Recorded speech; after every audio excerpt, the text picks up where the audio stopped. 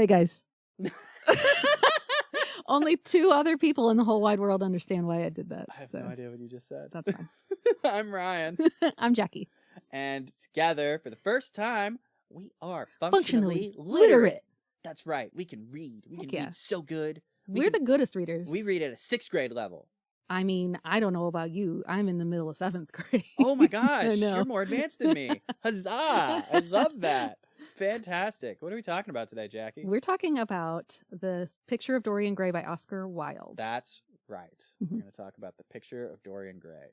Why are we talking about the Picture of Dorian Gray specifically? Well, it has to do with the fact that we met when you played Algernon in an Oscar Wilde play. Yeah, the importance of being earnest. Absolutely. That was in February. You were my hairdresser. You made me look like Shirley Temple. I made you look like the dandiest You did. dandy. I was the dandiest dandy. You were. Yeah. And it got all the laughs because when you pranced around the stage, those ringlets bobbed. Yeah. Okay. They sure did. They sure did. And you said to me, you know what? Your podcast doesn't have enough classics. Let's talk about a classic. Or women. Or women. Mm-hmm. So you said, let's talk about a classic or women. And I was like, all right. I'll get you next time with the women. So you suggested a bunch of classics. I believe one of them was Jane Eyre. Mm-hmm. And I said, how about we do one neither of us have read? So we're doing the Picture of Dorian Gray. Yep. And I actually have with me 2 versions of it. So I have the classic bestseller that we all know. And I say we all know. I just mean the one that's been popularly read. Sure. This one came out in 1892. But I also have with me the uncensored Picture of Dorian Gray. The sexy one. The sexy one. Yeah. So genuinely, this is the sexy one. So this is as close to the original manuscript as is publicly available. So this is what Oscar Wilde submitted to, I believe it was, here we go, a Lippincott's magazine. Lippincott's liked to do fictional novels. Like, that's what they published. And so he submitted this. This was, over in the Harvard area. He, wrote this in London and sent it overseas for publishing, and they censored it quite a bit. They all of the homosexual content that's in the book is no longer in the book. No, too gay. No. Right. Too gay. Well, so interesting thing. So this book has a general introduction and a textual introduction. So the general introduction gets into just the history of it and the history of Oscar Wilde surrounding this. This dude got arrested and had to serve 2 years of hard labor as a indirect result of publishing this book. It's true. Someone was trying to slander him shortly after the original version came out. He sued that guy, and then he dropped the suit, but that opened him up to being sued.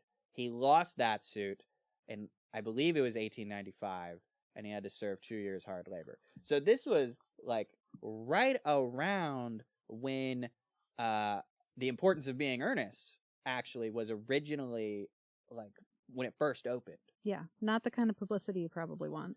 No. In fact, someone tried to ruin his opening night of Ernest, but he caught wind of it and was able to put a stop to it. Right. Before this guy was able to come into the theater, get up on the stage, and make a total ass of himself. He managed to avoid that happening. Oscar's such a diva that way. But another interesting thing, and you wanted to fact check me on this, so let me pull up the passage. Well, I did use finger guns to lighten the mood, FYI. You did do that. Okay, so here is a thing written by a critic. His name was W.E. Henley. Name like that, you gotta trust it. He said, as a review of The Picture of Dorian Gray, "Why go grubbing in muck heaps?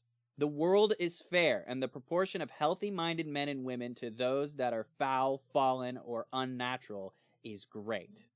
Mr. Oscar Wilde has again been writing stuff that were better unwritten, and while The Picture of Dorian Gray, which he contributes to Lippincott's, is ingenious, interesting, full of cleverness, plainly the work of a man of letters, it is false art, for its interest is medico-legal.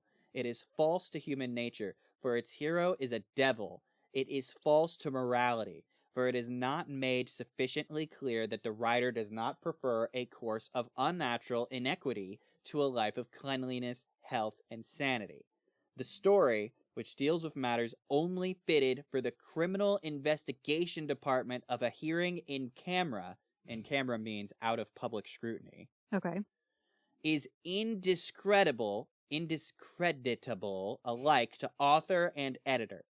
Mr. Wilde has brains and art and style, but if he can write for none but outlawed noblemen and perverted telegraph boys, the sooner he takes to tailoring or some other decent trade, the better for his own reputation and the public morals. Good golly, they came for the throat. The book then goes on to say, today we can easily recognize these references to unhealthiness, insanity, and uncleanliness and medico-legal interest as coded imputations of homosexuality. It is worth bearing in mind, however, that in the Victorian era, sexual preference was less clearly seen as an identity. Indeed, the word homosexual did not enter the English language until 1892, when it was used adjectively in the translation of Richard Kraft Ebbing's book Psychopathia Sexualis.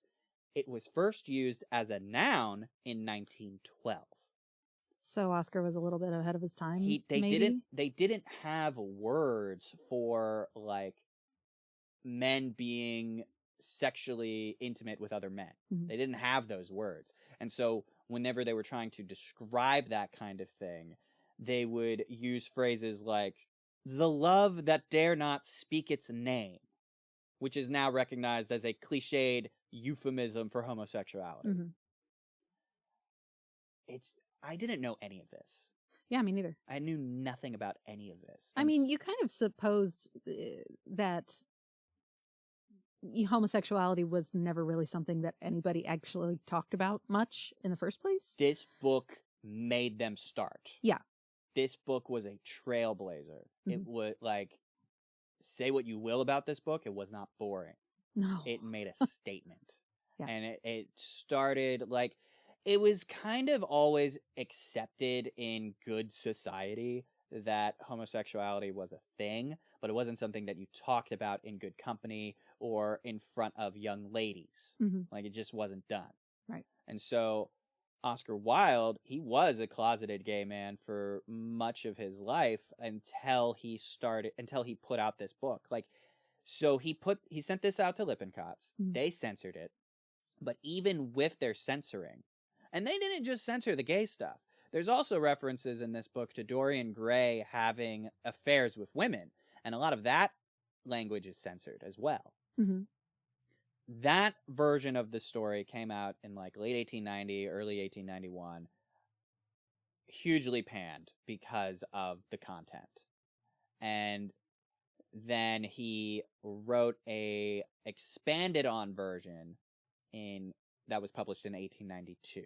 So the uncensored version has 13 chapters. The, I guess, censored version, which he took part in censoring in a way, mm-hmm. is 20 chapters. Right. So the textual introduction gets into how he sent his one and only manuscript to Lippincotts. He never got that back. They kept it. They edited it. They put it out. And it was too much for the era. So one publisher even pulled the magazine that was selling the book from their stands. Mm-hmm. They were like, we're not doing this. And so he decided to expand on it, and he didn't change any of the censoring that had been done, except for a few quibbles here and there between like American and English spelling of words. Right. He didn't really change it too much. He further censored a few things, and then he added 7 chapters. Okay.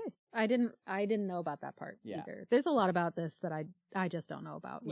I found which is great. I found it fascinating. If you want to borrow this version so you can read those introductions, I'm happy to let you. I probably will. Okay. There you go. Cool. So, without further ado, we're going to start talking about this book. Absolutely. So, chapter 1. So, here's how I remember chapter 1. Mm-hmm. you've got Lord Henry and you've got Basil. They're at Basil's place. They are. Basil and Lord Henry, of course, are very upper crust English gentlemen who have their own estates and everything. Lord Henry, who Basil calls Harry, so I'm going to call him Harry. Okay. When I was taking my notes, I kept calling him Henry because my son's name's Henry. So Okay. that's where we're going to be a little bit mixed up. That's okay. All right. That's how you have it in your notes. So Lord Henry comes and pays Basil a visit. They're chatting, and they get to talking about Dorian Gray. Right. And so Basil's talking about how Dorian Gray is going to be coming soon, and he's going to paint him, and he talks about how drastically his life has changed since Dorian Gray's come into his life. Do you want to get into that? Yeah, so Basil starts talking to, I'm going to call him Henry again. Okay. And honestly, before we get too deep into all of this, I would like to bring up, we talked about how you and I met and how it was during the importance of being earnest. Yeah. And I ended up finding plenty of similarities between your character Algernon and Lord Henry. Oh, okay, yeah. And sure. Jack. I saw those parallels. Yeah. And then the Jack character in Ernest and Basil. I can see that too. Yeah. They seem like one's kind of sick of the other one's bullshit, and the other one's just like, well, you're still here, so. And you still like me. Yeah. We're still friends. Right. So you're going to deal with it. Exactly. So Basil starts out, talking about, I'm inspired. I'm in this new era of my expression because I met this person. And so Henry asks about him. He wants him to expand on that a little bit. And he talks about how he met Dorian Gray at what he calls a crush, which is just a house party, a salon. And he spots Dorian across the room, and he talks about how he loses his nerve, and he almost wants to, chicken shit out. He wants to flee. He wants to flee. Yeah. And I'm so glad that he doesn't, and clearly Basil's glad that he doesn't either. Well, so on his way out, the woman that was throwing the party, she stops him and is like, have you met Dorian Gray? Right. What was her name? Lady Brandon? Yeah, well, let's find out. Yeah, you were right. It is definitely Lady Brandon. Okay, excellent. So yeah, he just ends up being introduced to him regardless of whether he wanted to or not. And they became very fast friends.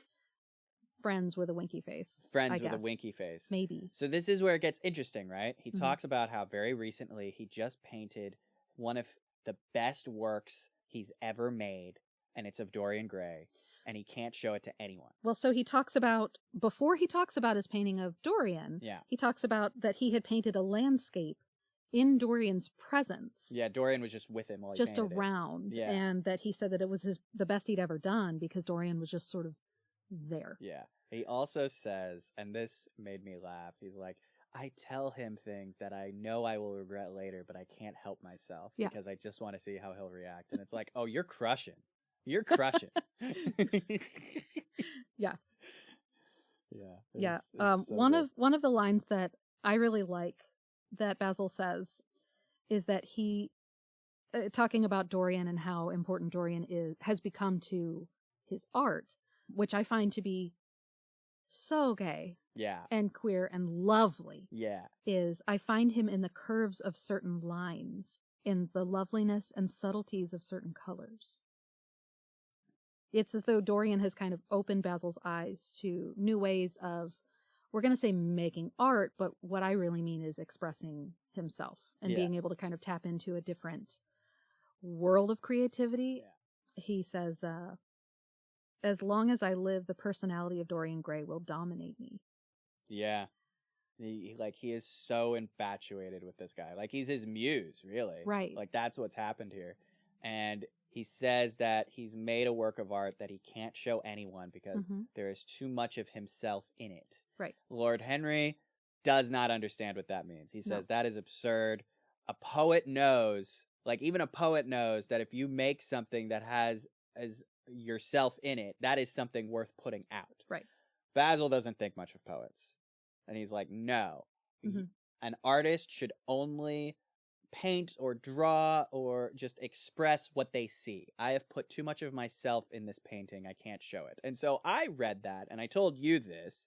I read that as him using a lot of words to say, I'm really gay, and I made a really gay painting of my friend Dorian. And I can't show that to anyone because then they'll know that I'm gay. I think as much as there are clearly gay undertones, more like overtones, holy moly. But as much as there is gayness and queerness in this book, I honestly think that Basil's, we can call it infatuation with Dorian, extends way past sexuality or even desire. No, it's just straight up love. He loves Dorian Gray on a different plane, and Basil has never experienced this before. No, never. And all he wants is to, keep experiencing this. I think he is Dorian described as a young, they keep describing him as a young lad. He's like 20. He's like 20. He's like 20. Yeah. He's nearly of age, but he's not quite. Like, right. He's going to be of age probably in like 9 or 10 months, something like that. Right. He's up and coming. He's been very recently introduced to society, which is a very exciting time in any young lady or gentleman's life, because that's the time when you're looking for someone to marry. Right. Some family to marry into. It's the time of your life where you're blossoming into whatever kind of place that you're going to hold in society. Speaking of blossoming, the entire time I was reading the first and second chapters mostly, I started noticing that Wilde was putting in a lot of references to different sorts of flowers. Yeah. It's like it's like a nice June morning or something. Yes. Yeah. So they're hanging out a lot in Basil's garden, and there's a lot of narration regarding the kinds of flowers that are seen in there. Literally in the first chapter alone, it looks like there are 11 different kinds of flowers brought up. Wow. Roses and lilacs being the most frequently mentioned. So he's really driving home the romanticism of this. I think that Oscar Wilde, whether he meant to or not, and I think that he definitely meant to, I think he was trying to communicate what those flowers maybe meant as well. Yeah, because every flower had a different meaning. Right. So I took a lot of time while I was reading this, to kind of look into the meanings of all of the flowers. Oh, wonderful. Yeah, so every single flower. So what's your conclusion? So again, since roses and lilacs are brought up a lot being in Basil's garden, although all of these are in Basil's garden, right, which I'll get to, but roses, of course, I think are probably the most, say, familiar symbolic flower to say the layperson. They tend to symbolize love, beauty, passion, and also innocence and purity. Love, beauty, passion, innocence, and purity. Correct. These are all things that can, at this point in time, be well attributed to Dorian Gray. Yes. Yeah. Another thing that's interesting, I say lilac is sort of the second most frequently brought up. So I found that lilacs tend to represent youth, innocence, and first love. Okay.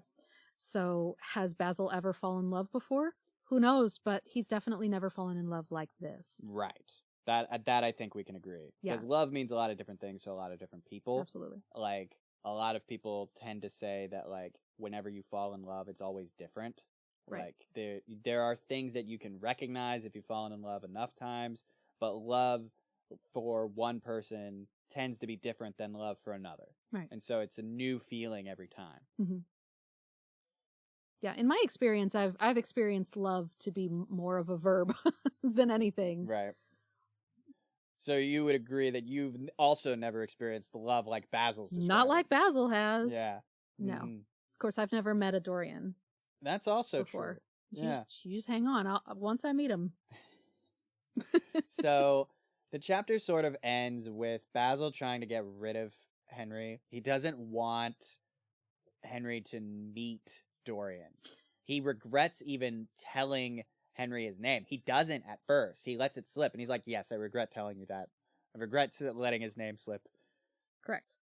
It looks like at the very beginning of chapter 1, before Lord Henry gets kind of more serious, I guess, about meeting Dorian, and Basil is kind of trying to stop him from meeting him, he asks him if he remembers what he had said to him earlier.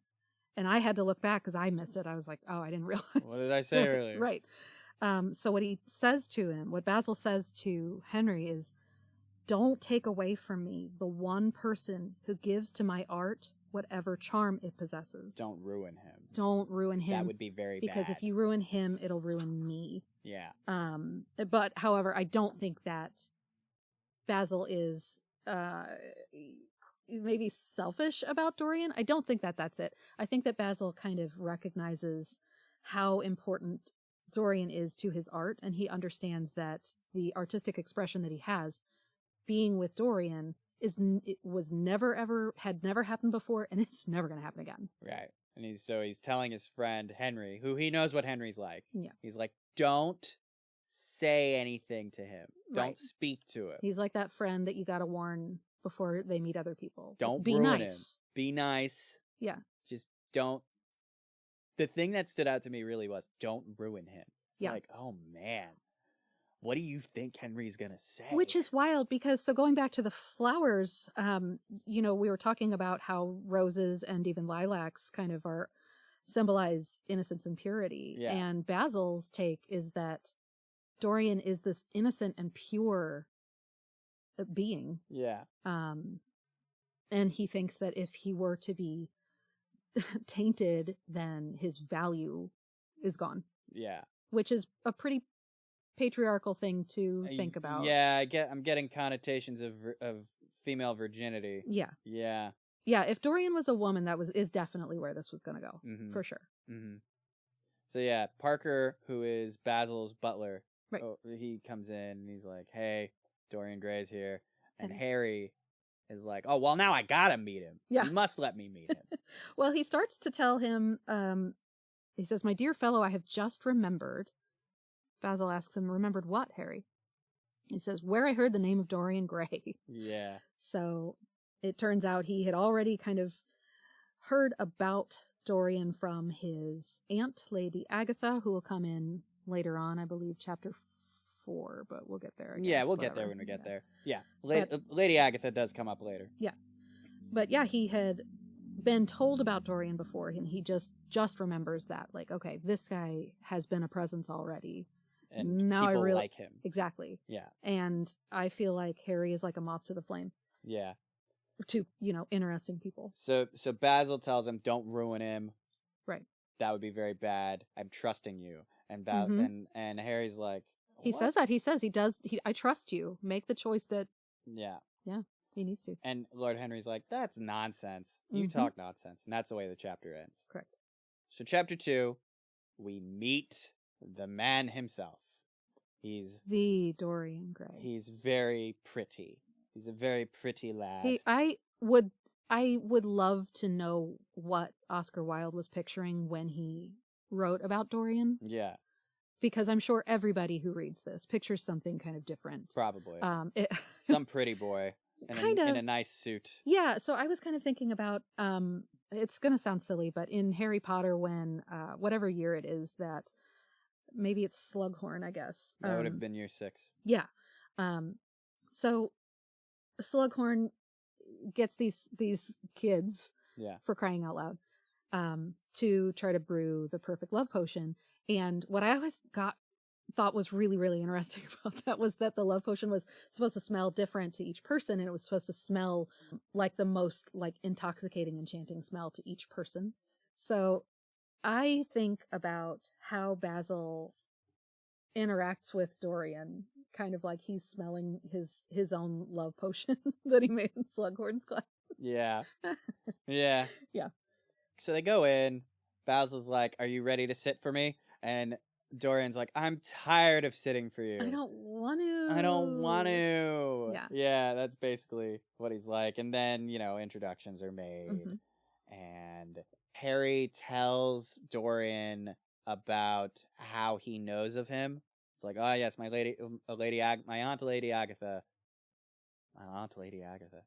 My aunt Agatha speaks highly of you." Put a comma right in there and it sounds great. "My aunt, Lady Agatha, Bingo. speaks highly of you." And he's like, "Oh, I'm afraid I might be in her black books at the moment. She and I were supposed to do duets for hours. We were supposed to play piano together. We had made plans and I totally forgot." And Lord Henry's like, oh, that's probably fine. You know, she's loud enough that people think that she's doing a duet She anyways. makes quite enough noise for 2 people. Yeah. So, sick anti-Vern. Yeah. I love it. So what I love about that is that the next paragraph, when he's talking about Aunt Agatha and totally flaking on her, is Lord Henry's looking at him the entire time. And I highlighted this in my book that he says, he kind of describes him, which I won't get into necessarily. Frankly, Sorry, ahead. go ahead. No, you go. Well, I was going to say that he says, there is something in his face that made one trust him at once. Yeah. He's got finely curved scarlet lips, frank blue eyes, crisp gold hair. All the ladies love crispy hair, boys. And blue eyes. Sure. Oh my gosh. All the candor of youth. Yeah. Yes, it says all the candor of youth was there, as well as all of youth's passionate purity. Yeah. Which I feel like is a very interesting way to describe the word purity. Yeah. As passionate. Yeah. Passionate purity. Yeah. Feels like a misnomer. Feels But like not an oxymoron necessarily, but it certainly does feel like, what are you hinting at, Oscar Wilde? Well, there is passion in purity from time to time. I feel like if we're going with the virginal subtext, who is most eager to no longer be a virgin? Virgins. So it works. Sure.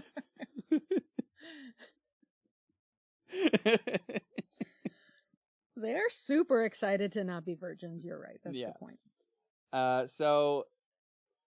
So Harry is invited to stay while Basil paints. He's invited to stay after Dorian basically pitches a hissy fit. If he doesn't stay. And he says, no, if he doesn't stay, I'm out of here. Right. And so Basil's like... Yeah, Basil does initially say, would it offend you if I asked you to leave?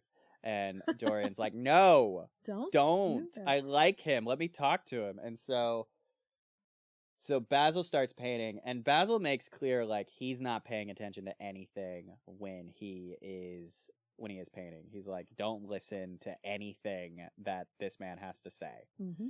And Lord Henry immediately starts getting into some serious shit that Dorian Gray had never once considered in his life. Like, this is like a momentous day for Dorian Gray. He had no idea. With his crispy hair walking into the studio. Yeah.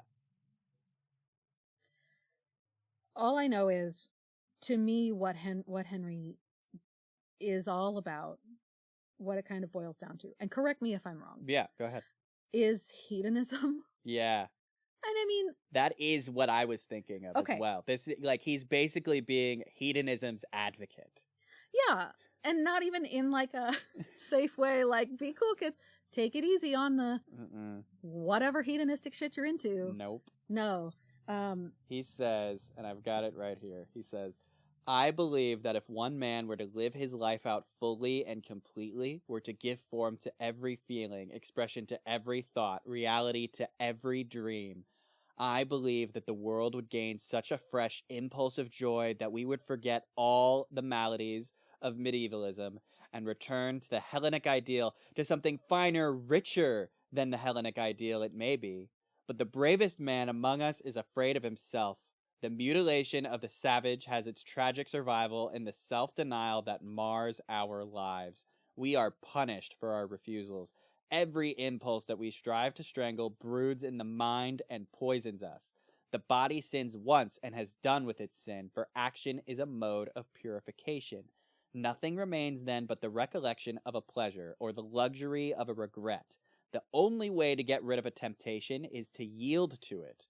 Resist it, and your soul grows sick with longing for the things it has forbidden to itself, with desire for what its monstrous laws have made monstrous and unlawful. It has been said that the great events of the world take place in the brain.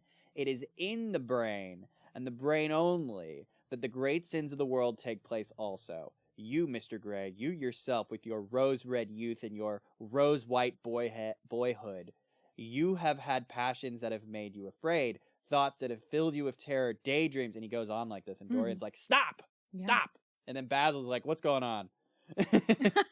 Like he just like Dorian's like, let me just think, or let me try not to think. And so for like 10 minutes, he's just sitting there completely motionless. He's not moving. His lips are parted, just a smidge. And Basil's like, I don't know what you're doing, but it worked. Like, but don't listen to a word he has to say. And like he speaks nonsense, and Dorian's like, yeah, he's not making any sense. If he were making sense, he'd be complimenting me. Oh my God. Sweet Dorian. I while I was reading it too, I kind of go back and forth with Dorian about whether I have sympathy because he is this innocent, sweet little lamb, or does he know exactly what he has? I think yes and no. Yeah. Yes and no. I don't think he ever thought of life in this way. No. But he immediately finds it appealing. Like, he absorbs this idea the moment it's introduced to him. Yeah. Like, this idea of live your life your way. Be damned to the consequences. If you have an urge, act on it. Embrace your urges. Embrace your urges. Urges, winky face again. Yeah. The subtext is implicitly here. And how? Like, I can see why, because this isn't just the normal version. I can see why, if you are living in this era of, like, overt homophobia, before the term even existed, and, like, you've got, like, anyone can find the subtext here. The subtext is blaring and loud. Absolutely. And so he finishes painting. He's like, Dorian, come and look at yourself. And Dorian's looking at it, and he thinks that it's beautiful. Well, before he looks at it, though, before he sees it, Dorian needs to take a break. So Dorian and Henry walk out into the garden. Does that happen? Hold on, let me... And that's when Henry starts in with your youth is your only thing that you have. That's where he plants this idea in his head about once your youth is gone, that's all you have. You're right. He goes on and I was looking at it in my book. He goes on about youth for like almost 2 pages. Yeah. The importance of youth. Yeah. And he's complimenting Dorian for his youth, and Dorian's like, oh, whatever. I don't care about that. And he's like, you should. You will. You'll care about it when it's gone. How old are Basil and Henry? I don't know. I think it's safe to assume late 30s. Yeah, I'm reading it and I'm like, nah, these sound like my friends. I would hang out with these guys if I was upper crust. Yeah. Okay, yeah, I kind of figured that too. Do you agree? Kind of late 30s is where these guys are at. Like, they've been around a bit. They have some worldly knowledge to impart to this young boy who's about to become a man. Oh, jeez. I do think that Henry too, like, has a lot of kind of a joie de vivre still in him, though, and still wants to make the choices that he thinks Dorian will probably make, or he hopes that Dorian will probably make. So that's why I assumed, they were somewhere in their 30s or something. But the things that he says to Dorian, like, he's like, look, you've been great. Like, life has been great for you because you're young and you're beautiful. But one day you're going to be old and ugly, and you're going to remember what it was like now, and you're going to regret all of the choices that you didn't make now. Yeah. And so then, he finally sees this painting, and he's devastated how beautiful it is. He says it's so unfair that this painting will be forever young, and I'm going to grow old and decay. This is so unfair. If only it were the other way. And Basil's like, what did you say to him? Because Basil wasn't listening to anything. Basil's barely there. He was barely there. He was focused on painting. He's like, what did you do? Conversation. What have you said to him? And and Henry's like, I didn't do anything. I didn't do anything. I was just talking. So to me, the fateful thing that happens is Dorian wishes it was the other way around. Yeah. And he says it out loud. He says it out loud. Which I think kind of shows just how innocent and maybe childish Dorian actually is. Yeah. Like, 'cause to say something like that out loud. To say, if only it were the other way. If Yeah. only it were I that stayed young forever in this painting that grew old. Yeah. And Henry makes a joke about it. He's like, oh, that would be rough line work for you, Basil. Yeah. And then he says, I would give my soul for that. Yeah. Yes, he does. He straight up says out loud, I would give my soul. And even if you know nothing else about the whole story, Yeah. you know nothing else, and you're a regular church-going, God-fearing son of a bitch. Yeah. You know that saying you would give your soul for something is like you would sell your soul to the devil, Yeah. and that feels kind of wrong. It sounds like a pretty bad thing to say. And, it leads directly into the only thing I ever knew about this book, which is it was about a man, Dorian Gray, who stays young, but he has a painting in his attic or something that gets older as the years go by. Spoilers. Well, that's the only thing I knew about it. Oh. That's the only thing I knew about it. This book that came out You like didn't know- 130 years ago. You didn't know how it got older? No, I don't know that. Oh. Maybe we'll get there when we get there. We sure will. It's a wink. That was a double wink, boys. Straight blinking. So Dorian says that I'm jealous of everything whose beauty does not die. Yeah. And I yes. know Dorian's just taking a page out of whatever book Henry just read to him in the garden. Clearly. Because that was not in that little boy's head earlier. So that somewhere in the narrative, it comes up that Lord Henry read a book when he was 16 that he's drawing a lot of this from. Right. And which is funny because Henry had talked about influence a little bit before. The general introduction of the uncensored copy actually talks about the book that it's very likely Lord Henry is referencing. So there's this guy, Walter Pater, who wrote a book called Studies in the History of the Renaissance. And he wrote a conclusion that caused outrage. Here's part of the conclusion. Do tell. Not the fruit of experience, but experience itself is the end. To burn always with this hard, gem-like flame, to maintain this ecstasy, is success in life. What we have to do is to be forever curiously testing new opinions and courting new impressions, never acquiescing in a facile orthodoxy. For our one chance lies in expanding this interval and getting as many pulsations as possible into the given time. Great passions may give us this quickened sense of life, ecstasy, sorrow of love. So that influence of that novel can be found in what Lord Henry says here in this chapter to Dorian Gray. Live the wonderful life that is in you. Let nothing be lost upon you. Be always searching for new sensations. Be afraid of nothing. A new hedonism. That is what our century wants. You might be its visible symbol. With your personality, there is nothing you could not do. The world belongs to you for a season. So this book does not explicitly reference Pater's work. Mm-hmm. But it is known that this book that Lord Henry also read, it heavily influenced Oscar Wilde and his way of living before he officially came out. Because he was married, but he had a guy on the side. Who doesn't? Big kidding. Big kidding. Oh, God. My first podcast, and it's like... She's totally kidding, guys. I'm super duper married. 20 years. To a boy. Anyway. So Dorian kind of goes into this tiny little mini tirade against Basil after he sees this, and how he's like, Basil's painted this beautiful thing. He only cares about his art. You'd only care about me as a model.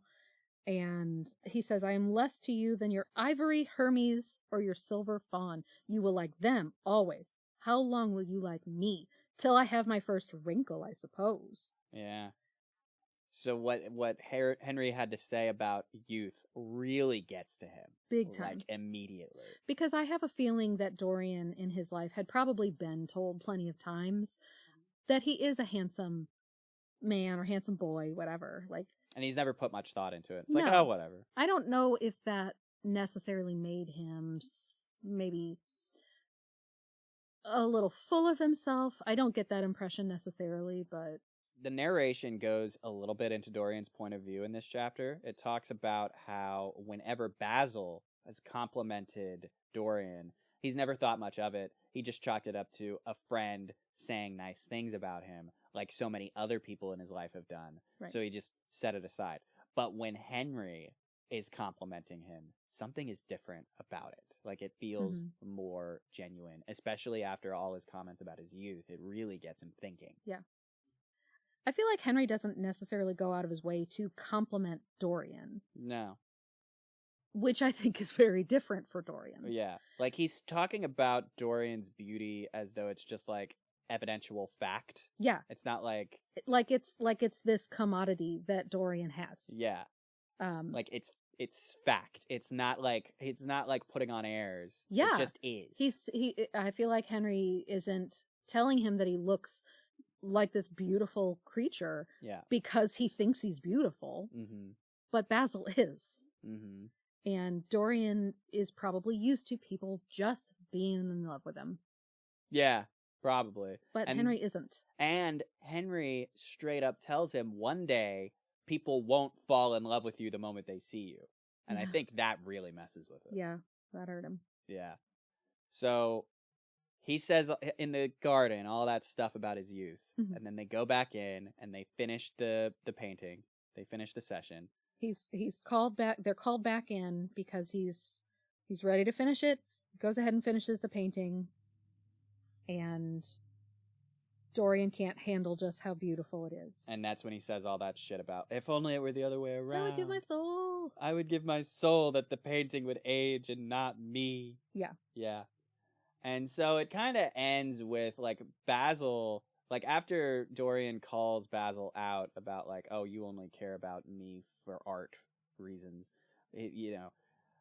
Dorian goes to leave with Henry. Like, they're going to go, like, Henry's going to take him home. Well, Basil goes to slash the painting itself. Yeah. Yeah. He, like Dorian is so upset about this. He's like, I didn't mean for this to come between us. I'm going to destroy this painting. And Dorian's like, no, it would be a crime. Don't do it. Mm-hmm. He says, I'm in love with it. It's a part of myself. I feel that. Yeah. Yeah. And so Basil is like, all right, well, you know what? I'm going to varnish it and frame it. I'm going to send it home. And then you can do whatever you like with yourself.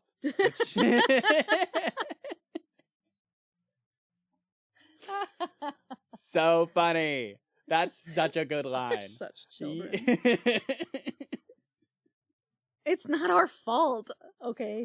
People laughed at that back then too. Okay, good. Let's be real. Let's be real. That's just a funny line. Our laughter is generations old. Yeah. And so after this, it kind of ends with Henry taking Dorian home, and Basil's like, I'll stay here with the real Dorian. And it's like, What the fuck, Basil? They invite Basil to go along. He says, I'll stay here with the real Dorian. Basil talks about that he has too much work to do, whatever. Yeah. So Harry and Dorian leave. And he just flings himself on a couch. Now, before they leave, though, I had brought up that Basil asks Henry, do you remember what I asked you earlier? Oh, right. And it was, of course, to the effect of, don't ruin him. Don't ruin him. And so he kind of tries to remind him about that as he leaves. And Henry says, I've forgotten it. And Basil says, I trust you. And Henry's like, I wish I could trust myself. Mm-hmm. Come on, let's go. Yeah. Yeah. So did Henry actually forget what he asked him? Or does he not give a shit about what Basil wants from him? I think he doesn't give a shit. I think that Dorian is Henry's new toy, and he doesn't give a shit. Yeah. That's so what I was think. Basil Dorian's toy? Was. And then he's like, don't ruin him. Don't ruin my toy. And I think he will. I think that's going to happen. I think it's already happened. It has already happened. I think if they never met again after that, Dorian's life would be forever changed. Absolutely. Yeah.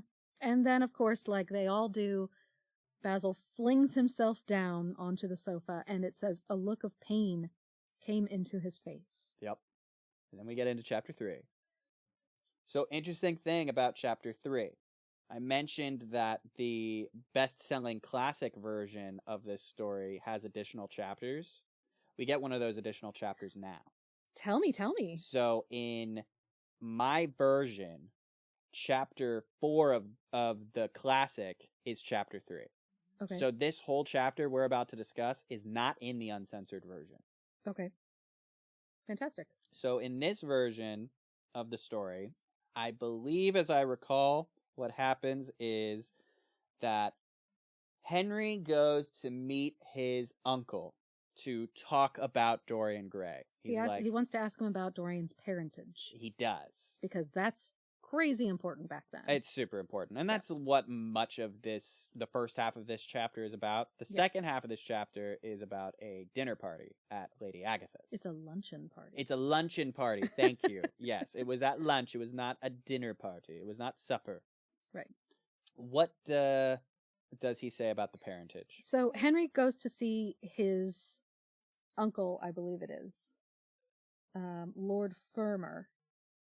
Lord Fermor. Fermor. Who, it sounds like the fucking party. Okay? I would hang out with Lord Fermor. Okay? But basically he's like, hey, well, I've got this new person in my life. I wonder if you know anything about him or his parentage. Yeah, so Fermor is described as a genial, if somewhat rough-mannered old bachelor whom the outside world called selfish because it derived no particular benefit from him, but who was considered generous by society as he fed the people who amused him. Which really tells you everything you need to know. Everybody's about this guy. a toy. Everybody's a plaything. Yeah. To the rich. Right. That's the way we should eat the rich. Uh-huh. That's a whole other podcast. I mean, the people that listen to this podcast, I believe the general consensus among them is, mood. Yeah, totes. To that statement. For sure. Eat the rich. Eat the rich. Moving on, we're talking about some hoity-toity rich fictional people. So anyway, let's get back to the hoity-toys. So Lord Fermor, he's like, yeah, well, here's the deal about Dorian. From what he knows, which he's an old man, lives alone. All he has time for is the goss. He knows about Dorian's mother and father and grandparents. He knows a bit about them. Right. So he says, oh, well, let me tell you about Dorian. So he says that his mom was beautiful. Her name was Lady Margaret Devereux. Devereux. No, nothing. Sorry. It's nothing. a Detroiters reference. Oh, my husband will get it. Maybe that's the only person. So he talks about how she was an extraordinarily beautiful girl and made all the men frantic by running away with a penniless young fellow, a mere nobody, a subaltern in a foot regiment. Yeah. Just, I feel like, what chaos she inflicted just because she was in love with a nobody. How dare she fall in love with someone that's not in good society? Gross, he doesn't even know which spoon to use. So, he says, what sort of boy is he? Meaning Dorian. He must be a very good-looking chap. And Henry says he's very good-looking. But the uncle describes kind of what ended up happening to Dorian's parents, which were Margaret Devereux runs away with Dorian's father, who is never really given a name. Nope. Unfortunately. He says that Dorian's father was killed in a duel a few months after their marriage. Yep. And the speculation is that Lord Kelso, who's his grandfather, who's Dorian's grandfather, might have paid somebody off to insult Dorian's father in public. And lead to the duel and the death. And lead to his death. Yeah. Of course, now Margaret Devereux, this beautiful young widow with child, she has the baby. She never spoke to her father again, which is good girl. Never spoke to Lord Kelso again. Correct. It says that the girl died within a year. So he's orphaned, raised by his grandfather. We assume. We assume. It doesn't really say that. Yeah. Raised by his grandfather would mean raised by nannies. Yeah. He was raised by the help. Yeah. It doesn't explicitly say that, but that's what tends to happen with these kinds of things. Henry's uncle does say that she was a romantic, and that's probably why she decided to be such a disruptor, which kind of leads to talking about, kind of, to me, an aside, talking about how it's all the rage to start marrying American girls. Yeah. As an American girl, I found that to be fantastic. It's all the rage to You marry American. wish. Gotta bring in that new money. Yikes. My goodness, how the turntables. So the story transitions from him chatting with his uncle to him going to Lady Agatha's luncheon. Aunt Agatha. And Dorian is there. So what's funny is that Henry is walking from his uncle's to his aunt's. He's just thinking about influence and how what he said about influence might, in the first, say, chapter, was that it could be immoral because all influence that goes outside of what someone's natural personality is an immoral thing. It goes against who you are. But he's thinking on his walk, what a marvelous type this lad is about Dorian. And he brings up, he says, grace was his and the white purity of boyhood. Yeah. He could be made a titan or a toy. What a pity it was that such beauty was destined to fade. And he comes upon the realization that this is all very strange. There's never been somebody like Dorian in Henry's world either. Right. Just like Basil. He's one of a kind. Exactly. So he vows to himself, he says, yes, he would try to be to Dorian Gray what, without knowing it, the lad was to the painter. Meaning he's going to try to influence Dorian's life. He's made a conscious decision now. I'm going to try to influence Dorian's life. Whatever way I see fit. You are my plaything. I'm the puppet master. Yeah. Just like he doesn't even realize, just like Dorian doesn't even realize he is in Basil's life. Yeah. Which is so malicious. Yeah. I think. And this is why I said earlier, I don't think he gives a shit. I think so he either. is like I said earlier, this is Henry's new toy. Yeah. And he cares about his new toy a lot, but it's still a toy that will be played with and influenced to do things that he wants to see his toy do. To have his toy do things that maybe he wishes he had done or could do. Maybe. Is he living vicariously through Dorian? Does he want that? Very possibly. I think he does. Yeah. Because I see Henry as a awfully selfish person. Yeah. I don't think that Henry is a bad person necessarily. He's not the kind of guy you'd want giving you advice. No, like if my daughter came home and said I'm dating this guy, I'd be like, honey, listen, you should rethink that. I don't think that's a good move. That's a bad choice. Let's don't do it. So what of the luncheon stood out to you? And the people that Henry and Dorian talked to? To me, it seemed... Now, I will admit that the luncheon scene was, at once, for me, slightly boring. Yeah, I agree. And kind of superfluous. Yeah. But, being that Dorian is there... I mean, Henry's putting on a show for Dorian. Yeah. This is the Henry show. Absolutely. He only cares about the one audience member there. Henry rolls up in there, late as usual... Apparently, just fashionable as ever. Fashionably late as always. He starts just spinning his little yarns, spinning his web all over this lunch party. Yep. And again, just preaching his hedonistic shit. So Henry, again, is charming the whole table, just playing the room.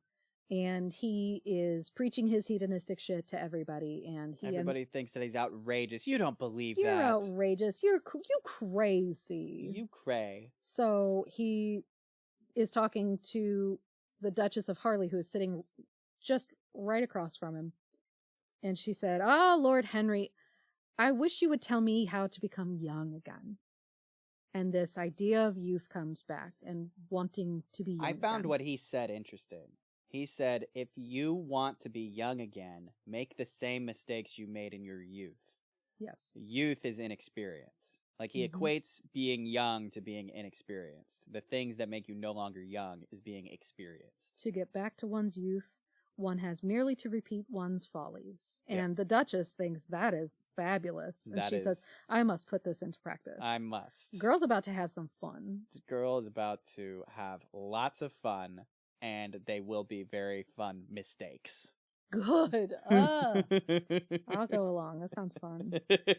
So, again, I say that, you know, Henry's playing the room, only cares about Dorian being there and listening to him. Although, I think Henry's having a very fun time. Oh, yeah. Absolutely, he is. And it mentions that it says, Dorian Gray never took his gaze off of him, but sat like one under a spell, smiles chasing each other over his lips, and wonder growing grave in his darkening eyes. He wants to talk to Henry a lot more. A lot more. He's like, we gotta be best friends. We gotta be besties now. Drinking the juice. Oh, yeah. That Henry is pouring. Oh, yeah, he is. Yes. Yes. So, Dorian Gray never took his eyes off of him. I love that in that description that it says Dorian sat like one under a spell. Yeah. First of all. Because that's exactly what Henry's doing. Yeah. He's just casting his spell. He's weaving his web. Love me. Care only about what I have to say. He's like a hypnotist. Yeah. Dang near. And it also says smiles chasing each other over his lips. And so then he starts talking to this guy, Mr. Erskine, who nothing really stands out to me in his chat with Erskine. And the way the chapter ends is Henry being like, I'm gonna go to the park. And then Dorian Gray is like, let me come with you. Let me come, please. Pick me. Gosh. And he's like, but I thought you promised Basil you were gonna go see him. And he's like, I would sooner go with you. I must come with you. You have to talk to me. You promise you'll talk to me? And Henry's like, I have said enough today, but you can come with me as I look at... All I want now is to look at life. You may come and look at it with me if you care to. Right. He's like, I'm done talking. Yeah. I know that last bit, if you care to, was like a lure. I don't care if you do. If you want to come. Which means Dorian's gonna come. Dorian's coming. For sure. Oh, yeah, he is. Well, maybe not yet. It's the first date. Cute. So that's where we're going to wrap up today. Are there any last thoughts you want to impart about these first 3 chapters before we wrap up? One of the things that I noticed in the very first paragraph was just how much symbolism and aesthetics are important to Oscar Wilde. I am nodding. I talked about the flower symbolism, which keeps coming back. Like there's more later on. Yeah. It's mostly roses and the colors red and white. We'll get there. But when he opens the book, like he paints this scene of a bored dude in a room, but he paints it as though it is just the most tantalizing, beautiful picture. I want to walk into that room. Yeah. I want to be there. You want to be there? Yeah. You want to be in Basil's house? I do want to be in Basil's house. Yeah, it's nice. I don't want to be in Henry's house. Nah. Absolutely not. Nah. I don't think we get into Henry's house. We do. When do we do that? Yeah. Oh, okay. Fair enough. It's not for long, you guys. In 2 weeks. We'll see you in 2 weeks. Yeah. Bye. 2 weeks. Bye. Love you. Bye.